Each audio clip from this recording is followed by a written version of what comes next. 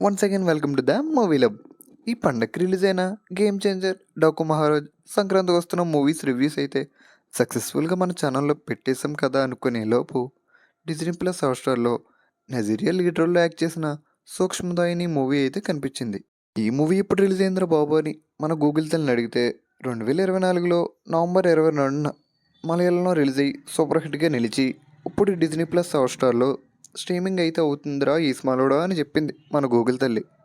సర్లే కాసేపు టైంపాస్ చూసి ఆపేద్దామని స్టార్ట్ చేసే మూవీ. కానీ మూవీ అయ్యే వరకు ఎప్పుడు అయిపోయిందో కూడా తెలియలేదు. అంత ఇంట్రెస్టింగ్ అయితే ఉంది మూవీ. నాకైతే చాలా బాగా నచ్చింది గైస్. మూవీ స్టార్ట్ అయిన 10 మినిట్స్ నుండి క్లైమాక్స్ వరకు ఎంగేజ్ చేస్తూనే ఉంది. Excellent screen play. స్టార్టింగ్లో మూవీ పోస్టర్ చూసి ఏదో లవ్ స్టోరీ అయ్యి ఉంటుందిలే, లేకపోతే ఏ కమర్షియల్ మూవీ అయ్యి ఉంటుంది అనుకున్నా.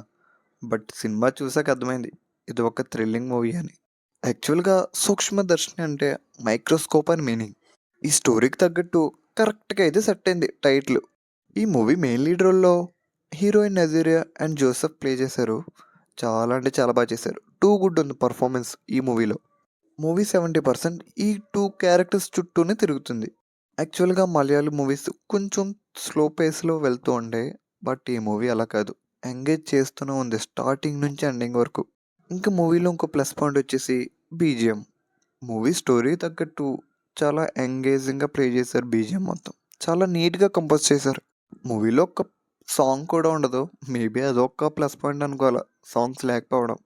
ఇంకా మూవీలో ఇంకో ప్లస్ పాయింట్ వచ్చేసి బీజిఎం. మూవీ స్టోరీ తగ్గట్టు చాలా ఎంగేజింగ్గా ప్లే చేశారు బీజిఎం మొత్తం. చాలా నీట్గా కంపోజ్ చేశారు. మూవీలో ఒక సాంగ్ కూడా ఉండదు. మేబీ అదొక ప్లస్ పాయింట్ అనుకోవాలి, సాంగ్స్ లేకపోవడం. ఈ మూవీ అయితే డిజ్నీ ప్లస్ హాట్‌స్టార్‌లో మన తెలుగులో కూడా స్ట్రీమ్ అవుతుంది. సో ఇంకెవరైనా చూడకపోతే ఫ్యామిలీతో చక్కగా కూర్చొని ఎంగేజ్ చేయడానికి ఒక మంచి మూవీ ఇది. So please watch and don't miss it. ఈ సంక్రాంతికి మీరు ఏవేమి మూవీస్ చూసారో, మీకు ఏ మూవీస్ నచ్చినాయో కింద కామెంట్ సెక్షన్‌లో కామెంట్ చేయండి.